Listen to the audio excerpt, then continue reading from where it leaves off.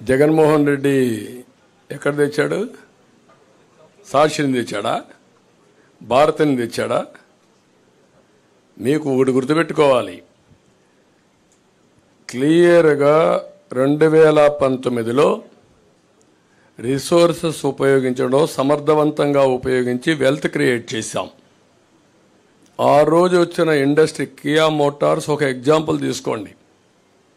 5 ఏళ్లలో గొల్లపల్లి రిజర్వాయర్ కట్టి Kia motor ఏర్పాటు చేసి ఫస్ట్ కారు నేనే మ్యానుఫ్యాక్చర్ అనేది తీసుకొచ్చాం.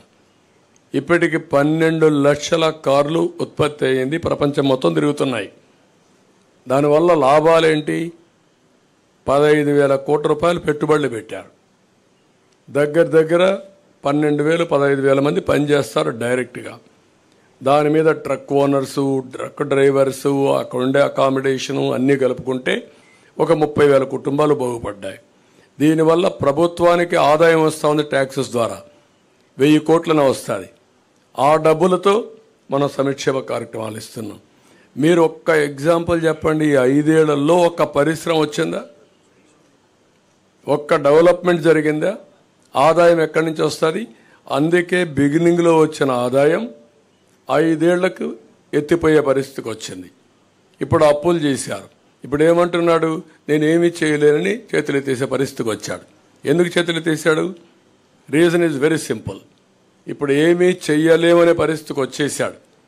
అంటే ఎప్పుడు కూడా మీ ఖర్చులు మీ ఆదాయాన్ని రెండు ఉంటాయి, అప్పులు కూడా ఉంటాయి. అప్పులు తెచ్చిన తర్వాత ఎగ్జాస్ట్ అయిపోయారు. నీకు అప్పిచ్చేవాళ్ళు లేడు. ఇప్పుడు అప్పిచ్చేవాళ్ళు లేరు, ఆదాయం వచ్చే మార్గాలు లేవు. ఆదాయ మార్గాలు మొత్తం క్లోజ్ చేసేసాం.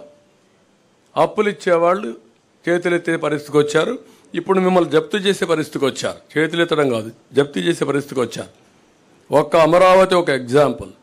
2,70,000 కోట్ల రూపాయలు ఆయన బటన్ నొక్కారంటున్నాడు. ఒక్క అమరావతిలో